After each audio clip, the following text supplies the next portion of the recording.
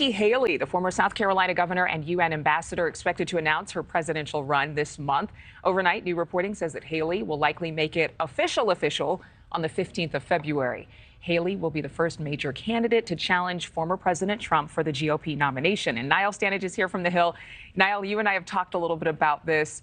Very exciting for the GOP, but how significant is this, that it's Nikki Haley? It's really significant, Adrienne, because let's think about who realistically has a chance of becoming the Republican nominee. That list probably tops out at 5, maybe 6 people. Nikki Haley is definitely one of them. She has never lost an election, as she sometimes points out. She would obviously be a history-making candidate, potentially the first female president if she were to first win the nomination.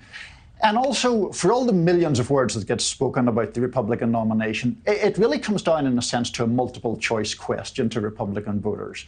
Who do you want? Is the answer A, former President Trump, B, somebody Trumpy but with a bit less chaos, in which case it's maybe Ron DeSantis, or C, someone who is conservative but more inclusive, who promises to expand the party, be a little less combative?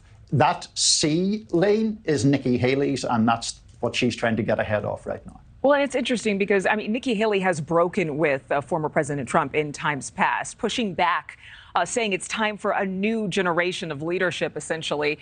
And at the same time, they have this interesting dynamic where new reporting says she called former President Trump and said, I'm thinking about running. And he told reporters, I said, follow your heart. And if you think you should run, you should do it. So isn't it an interesting dynamic right now? Yeah, there's a really interesting dynamic between those two. Obviously, then President Trump appointed Nikki Haley as the UN ambassador. There has been this back and forth where she has criticized him at times, been loyal at other times. I thought that was a very interesting remark by the former president, that she should follow her heart, rather open, generous remark. He did also note, though, that she had at one stage promised not to enter the race if he ran.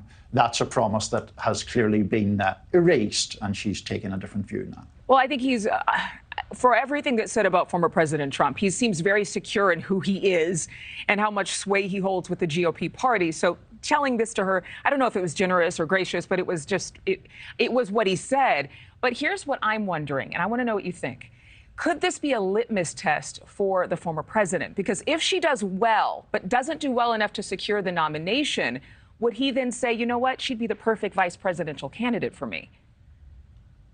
There is a lot to recommend her as a vice presidential candidate, and it's a really interesting thought, a Trump-Haley ticket, or if he wasn't the nominee, even a DeSantis-Haley ticket. In relation to him, there is real electoral appeal to Nikki Haley. I just know from my own reporting and background conversations, there is quite a lot of suspicion of Nikki Haley in Trump's circle as well, not just because of those criticisms, but because, for example, she resigned as UN ambassador quite abruptly. Mm-hmm. There were all kinds of rumors that she might even have considered challenging the then president in 2020. So, getting back to your point, it's a really fascinating dynamic. Niall Stanage from The Hill, as always, good to talk with you. Thank you. Thank you for watching. Go to newsnationnow.com to find NewsNation on your television provider. And don't forget to click the red subscribe button below to get more of NewsNation's fact-driven, unbiased coverage.